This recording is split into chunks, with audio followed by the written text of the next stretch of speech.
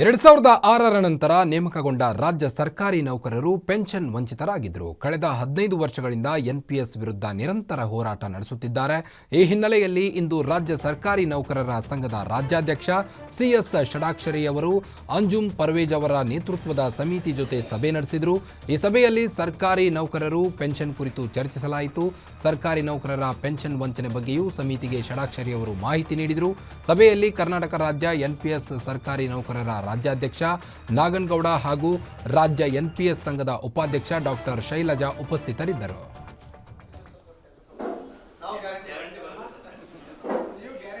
ಆ ಸಮಿತಿ ಮುಂದೆ ನಾವು ಪ್ರಸ್ತಾಪವನ್ನು ಮಾಡಿದ್ದೇವೆ. ಸಮಿತಿ ಕೂಡ ನಾವು ಟೈಮ್ ಕೊಟ್ಟಿದ್ದೇವೆ. ತುಂಬ ನೀವು ಡಿಲೇ ಮಾಡಿದ್ರೆ ನೌಕರ ತಾಳ್ಮೆ ಪರಿಶೀಲನೆ ಮಾಡುವಂಥದ್ದಲ್ಲ, ಅನಿವಾರ್ಯ. ನೌಕರರು ಹೋರಾಟಕ್ಕೆ ಸಜ್ಜಾಗಿದ್ದಾರೆ. ಅದಕ್ಕೆ ಮುಂಚೆ ನಾನು ನಿಮ್ಮಲ್ಲಿ ವಿನಂತಿ ಮಾಡ್ಕೊಳ್ತೇನೆ, ಒಂದು ಪಾಸಿಟಿವ್ ಆಗಿರುವಂಥ ಒಂದು ಫ್ರೂಟ್ಫುಲ್ ರಿಪೋರ್ಟನ್ನು ನೀವು ಮುಖ್ಯಮಂತ್ರಿಗಳಿಗೆ ಸಲ್ಲಿಸಿ. ನಾನು ಅಷ್ಟೇ ವಿನಂತಿ ಮಾಡೋದು. ಏನೇನು ಸಲ್ಲಿಸಬೇಕು ಅಂದರೆ, ಈ ಮಲ್ಟಿ ಆ್ಯಂಗಲಲ್ಲಿ ತಾವು ಚರ್ಚೆ ಮಾಡಿದಾಗ ಸರ್ಕಾರಕ್ಕೆ ಉಳಿತಾಯ ಆಗುತ್ತೆ. ಭಾಳ ಸ್ಪಷ್ಟವಾಗಿ ನಾವು ಹೇಳಿದ್ದೇವೆ, ಎನ್ ಪಿ ಎಸ್ಸನ್ನು ರದ್ದು ಮಾಡಿ ಒ ಪಿ ಎಸ್ಸನ್ನು ಕೊಡಬೇಕು ಅಂತ. ಸಮಿತಿ ನಮ್ಮನ್ನು ಕೇಳ್ತು, ಎನ್ ಪಿ ಎಸ್ ಹೊರತುಪಡಿಸಿ ಏನಾದ್ರು ನೀವು ಮತ್ತೆ ನೀವು ಸಲಹೆ ಕೊಡ್ತೀರಾ ಅಂತ ಹೇಳ್ತು. ಎನ್ ಪಿ ಎಸ್ ಹೊರತುಪಡಿಸಿ ಸಲಹೆ ಕೊಡ್ತೀವಿ, ಒ ಪಿ ಎಸ್ ಬಿಟ್ಟರೆ ಬೇರೆ ಸಲಹೆ ನಮ್ಮ ಮುಂದೆ ಇಲ್ಲ.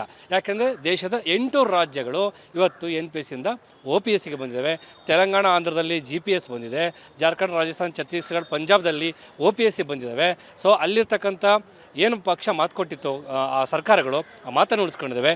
ನಮ್ಮ ರಾಜ್ಯದಲ್ಲೂ ಕೂಡ ಏನಿವತ್ತು ಸರ್ಕಾರ ಮಾತು ಕೊಟ್ಟಿತ್ತು ಒ ಪಿ ಎಸ್ಗೆ ಕೊಡ್ತೀವಿ ಅಂತೇಳಿ, ಆ ಪ್ರಕಾರವಾಗಿ ಮಾನ್ಯ ಮುಖ್ಯಮಂತ್ರಿಗಳು, ಉಪಮುಖ್ಯಮಂತ್ರಿಗಳು ಒ ಪಿ ಎಸ್ ಕೊಡುವ ಪಾಸಿಟಿವ್ ಇದರಲ್ಲಿದ್ದಾರೆ. ಎನ್ ಪಿ ಎಸ್ ಅಂತಂದರೆ ಏನೋ ಅದು ಗ್ಯಾರಂಟಿ ಇಲ್ಲ, ಅವರ ಬದುಕಿಗೆ ಗ್ಯಾರಂಟಿ ಇಲ್ಲದು. ಯಾಕೆ ಅಂತಂದರೆ ಶೇರ್ ಮಾರ್ಕೆಟಿಗೆ ನಮ್ಮ ಹಣವನ್ನು ಇನ್ವೆಸ್ಟ್ ಮಾಡೋದ್ರಿಂದ ಅದು ಅಪ್ ಆ್ಯಂಡ್ ಡೌನ್ಸ್ ಆಗ್ತಾ ಇರ್ತದೆ. ಕೊನೆಗೆ ಅದು ಎಲ್ಲಿ ಬರುತ್ತೆ ಅನ್ನೋದು ನಮಗೆ ಗೊತ್ತಿಲ್ಲ. ಅದು ಹೇಗೆ ಹೂಡಿಕೆ ಮಾಡ್ತಾ ಇದ್ದಾರೆ ಅನ್ನೋದು ಕೂಡ ಗ್ಯಾರಂಟಿ ಇಲ್ಲ.